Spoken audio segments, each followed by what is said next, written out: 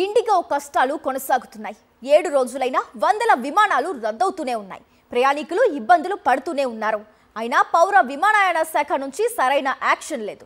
DGCA ఇచ్చిన show cause నోటీసులకు కూడా IndiGo వర్గాలు సమాధానం ఇవ్వలేదు.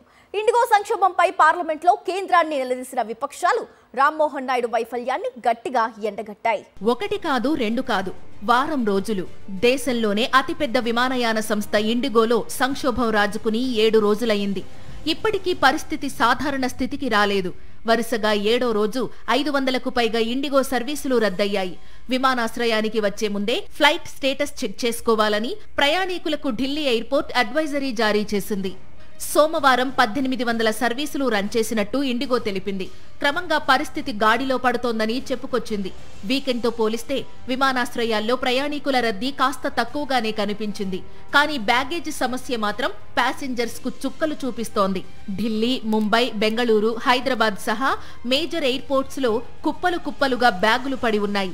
వివిధ ఎయిర్పోర్టుల్లో దాదాపు 9000 బ్యాగేజీలు నిలిచిపోయినట్టు ఇండిగో వర్గాలు పేర్కొన్నాయి. వీటిలో 4500 బ్యాగులు రిటర్న్ చేయాల్సి ఉందని వెల్లడించాయి. అటు లగేజ్ తిరిగి తీసుకున్న కొందరు ప్రయాణికులు బ్యాగుల్లోని విలువైన వస్తువులు మాయమయ్యాయని ఆరోపిస్తున్నారు.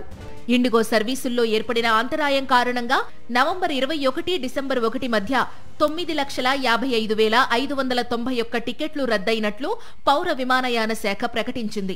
ఇప్పటి వరకు దాదాపు 827 కోట్లను ప్రయాణికులకు రీఫండ్ చేసినట్టు వెల్లడించింది. డిసెంబర్ 1 నుంచి 7 వరకు 5,86,705 టికెట్లు రద్దు కాగా 570 కోట్ల రూపాయలు ప్యాసింజర్లకు వాపస్ చేసింది ఇండిగో సంస్థ. ఎలాంటి క్యాన్సిలేషన్ ఛార్జీలు లేకుండా పూర్తి సొమ్మును తిరిగి ఇచ్చేస్తున్నట్టు పేర్కొంది. మరోవైపు ఇండిగో వ్యవహారం పార్లమెంటుకు చేరింది. పౌర విమానయాన శాఖ మంత్రి రామ్మోహన్ నాయుడు వైఫల్యంపై ఉభయ సభల్లో విపక్షాలు కేంద్రాన్ని నిలదీశాయి.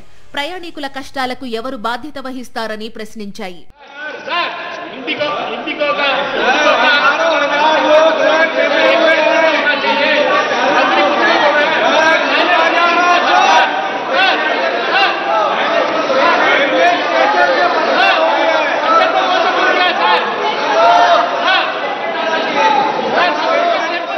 విమానయాన శాఖను నడిపించడం చేతకాక చతికిలపడిన రామ్మోహన్ నాయుడు మరోసారి మొత్తం నెపాన్ని ఇండిగోపై నెట్టేసే ప్రయత్నం చేశారు.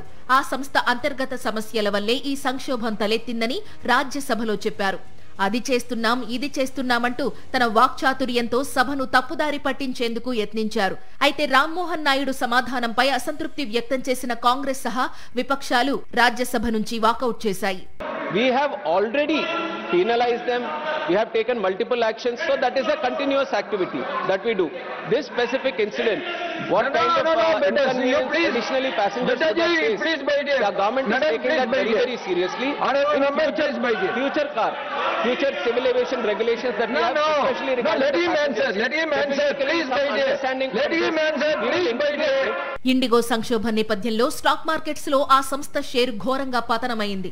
గత 5 సెషన్లలో 9% విలువ కోల్పోయిన ఇండిగో షేర్లు సోమవారం ఒక్కరోజే 8% పైగా కుప్పకూలాయి. తాజా సంక్షోభం ఇండిగో క్రెడిట్ రేటింగ్ పై తీవ్ర ప్రతికూల ప్రభావం చూపిస్తుందని మూడీస్ సంస్థ హెచ్చరించింది. సర్వీసుల రద్దు, రీఫండ్స్, పరిహారం చెల్లింపులు, డీజీసీఏ పెనాల్టీలతో ఎయిర్లైన్ సంస్థ గణనీయమైన రెవెన్యూ నష్టం ఎదుర్కోవలసి ఉంటుందని పేర్కొంది. ఇండిగో హ్యామన్ క్యాపిటల్ స్కోర్ను 4 నుంచి 3కు తగ్గించింది మూడీస్ రేటింగ్ సంస్థ.